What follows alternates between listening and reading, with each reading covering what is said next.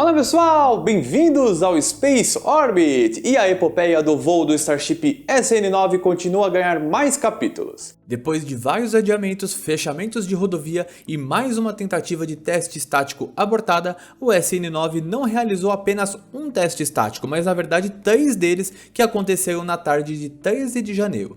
Provavelmente algum deles tratou de testar a queima do tanque superior que permitia o pouso usando 2 motores Raptor, e os demais foram testes que realmente testaram todos os 3 motores do protótipo. Até o momento da gravação deste vídeo, as possíveis datas de voo estão entre 14 e 16 de janeiro, mas como só temos 2 certezas na vida, uma é que você vai morrer e a outra é que você vai pagar seus impostos, então vamos aguardar novas informações. As últimas partes do saudoso SN6 foram movidas para fora da zona de fabricação da SpaceX. Agora essas sucatas deste protótipo serão levadas para a reciclagem e o SN6 será apenas uma boa lembrança em nossas mentes. Mas para compensar a perda, nada como um novo Starship. Quem dá as caras agora é o SN7.2.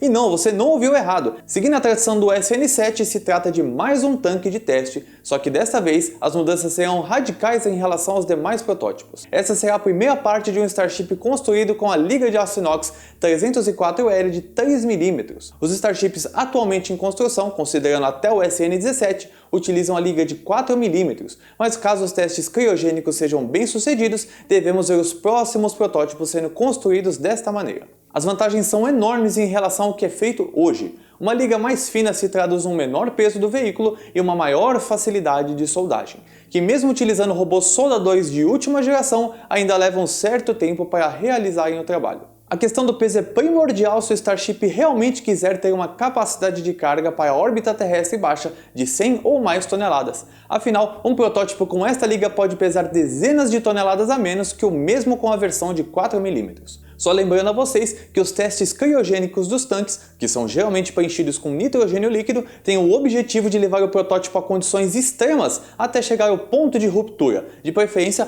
próximo à pressão alcançada em outros testes, que foi de 8,5 bar ou 8,4 atmosferas. Isto futuramente certificaria o Starship para voos tripulados com uma boa margem de segurança. E este é o lado não tão bom da liga de 3mm, que terá uma rigidez estrutural não tão boa, mas que pode ser compensada com soldas melhores e mudanças na construção, principalmente dos domos. Descobrimos nos últimos dias que quem está dentro da Midbay junto ao SN11 é na verdade o SN15. Não está claro porque este Starship em especial está sendo passado na frente dos outros, mas de acordo com Elon Musk, devemos ver grandes mudanças nessa versão em relação às anteriores. Não sabemos se será a introdução das proteções térmicas ou mudanças incrementais no projeto, então deixe suas opiniões nos comentários. E parece que o Elon Musk entrou no modo troll novamente. Desta vez, ele deu a entender no Twitter que o topo da High Bay se tornaria um bar com vista para o pad de lançamento do Starship. Não vamos negar que a ideia seria bem interessante e a fila de espera seria gigantesca, mas também temos que ponderar que seria muito irresponsável movimentar pessoas em um chão de fábrica. O antigo poço de gás começa a tomar forma com uma estrutura ainda não identificada. Nas últimas semanas vimos um intenso movimento de limpeza e terraplenagem seguido por algumas concretagens,